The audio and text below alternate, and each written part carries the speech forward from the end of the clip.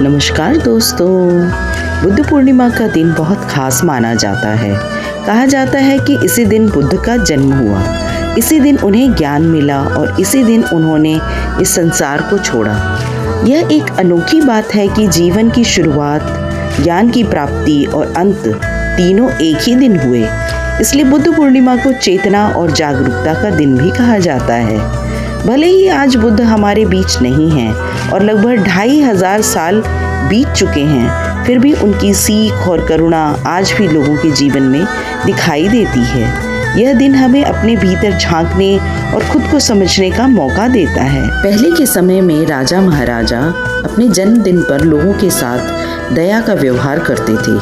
कई बार वे इस मौके पर कैदियों को भी माफ कर देते, कई बार उपहार देकर अपनी प्रजा को संतुष्ट करते। जब एक सामान्य मनुष्य के रूप में एक राजा महाराजा ऐसा कर सकता है तो बुद्ध तो सम्राटों के भी सम्राट थे, राजाओं के भी राजा थे। उनकी तुलना में बुद्ध तो बहुत बड़े और महान थे, इसलिए उनका यह दिन सिर्फ जन्मदिन नहीं, ज्ञान और शांति का भी दिन है।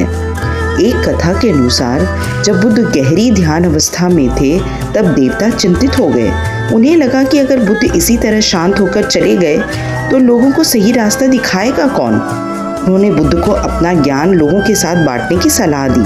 पहले बुद्ध ने कहा कि जो खोजेगा वह खुद पालेगा। जैसे मैंने बिना किसी गुरु के खोज लिया, ऐसे ही दूसरे भी खोज लेंगे। लेकिन बाद में उन्होंने लोगों की भलाई के लिए अपना ज्ञान सबके साथ साझा करना शुरू किया। बुद्ध का हृदय दया और करुणा से भरा हुआ था।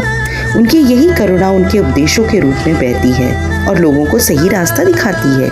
उनका मकसद केवल दुनिया को बदलना नहीं, इंसान के मन को समझकर उसे बाहरी दुनिया के साथ जोड़ना और उसके बीच संतुलन स्थापित करना भी था।